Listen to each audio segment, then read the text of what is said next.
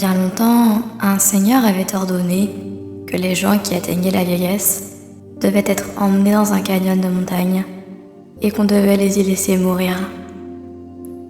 Il estimait qu'une fois devenus trop vieux pour travailler dans les champs ou exercer leur métier, ils n'étaient plus utiles. Dans un village voisin, il y avait un jeune fermier dont le père avait atteint l'âge de l'abandon. Et, comme le Seigneur l'avait ordonné, le fils emmena son père sur son dos, jusqu'à la montagne pour le laisser mourir là-bas. Ils s'enfonçaient de plus en plus dans le désert et, au fur et à mesure de leur progression, le vieil homme cassait le bout des branches pour marquer le chemin. « Père, pourquoi casses-tu les branches ? Est-ce pour marquer la piste et retrouver le chemin de la maison ?»« Non, mon fils. Ce n'est pas pour moi que je marque le chemin, mais pour toi. Je sais que je ne peux pas revenir, mais j'ai peur que tu te perdes sur le chemin du retour. Et j'aurais du chagrin s'il t'arrivait quelque chose à cause de moi. » Lorsque le jeune fermier entendit ces paroles, il se souvint de la gentillesse et de la sagesse dont son père avait toujours fait preuve. Il se souvint qu'il avait toujours fait de son mieux, au fil des ans, pour guider son fils sur le chemin de la vie.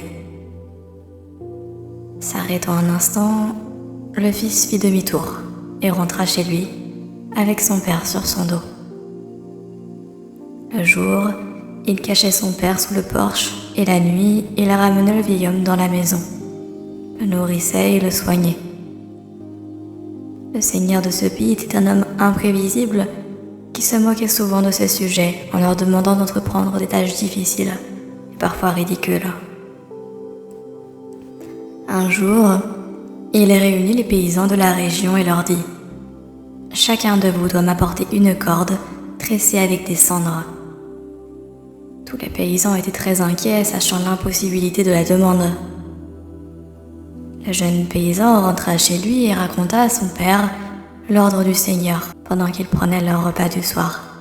« Il veut une corde de cendre.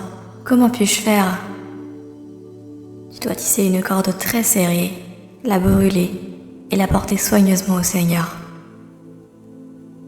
Le jeune homme fut étonné et ravi des conseils de son père et se mit rapidement à l'ouvrage.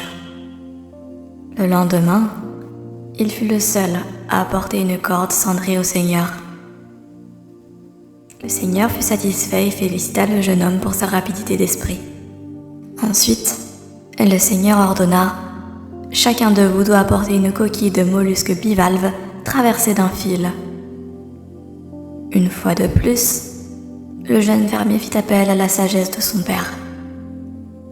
Le vieil homme sourit et dit « Prends une coquille et dirige la pointe vers la lumière. Prends un fil et colle-y un grain de riz. Donne le riz à une fourmi et fais-la ramper dans la coquille. La fourmi se dirigera vers la lumière et tissera le fil à travers les chambres de la coquille. » Une fois de plus, le jeune fermier fut le seul à pouvoir accomplir la tâche. Une fois de plus, le Seigneur s'en réjouit. « Comment as-tu pu trouver un moyen de résoudre les énigmes de ces tâches et de les accomplir si bien ?» demanda le Seigneur. Le jeune fermier prit une grande inspiration et répondit au Seigneur. « J'aime beaucoup mon père et, quand est venu le moment de l'emmener mourir dans le canyon de la montagne, je n'ai pas pu le supporter. Il a toujours été si sage et si gentil. Au lieu de cela, je l'ai ramené dans ma maison. Je l'ai caché le jour et je l'ai nourri et soigné la nuit. Je l'ai interrogé sur mes problèmes et il les a rapidement résolus. » Lorsque le Seigneur entendit cela, il fut impressionné par le dévouement du jeune homme et la sagesse du vieil homme. Il savait maintenant que c'était une erreur de perdre tout ce savoir.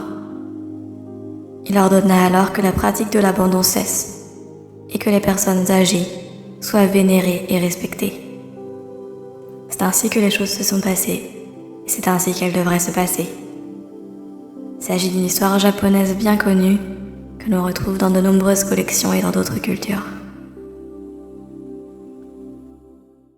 Merci d'avoir écouté cette histoire. N'hésitez pas à la liker si elle vous a plu, à vous abonner à la chaîne et à mettre un commentaire en dessous de la vidéo. Vos retours me sont vraiment très précieux. Merci d'avance. Je vous souhaite une merveilleuse journée ou nuit et vous dis à très vite.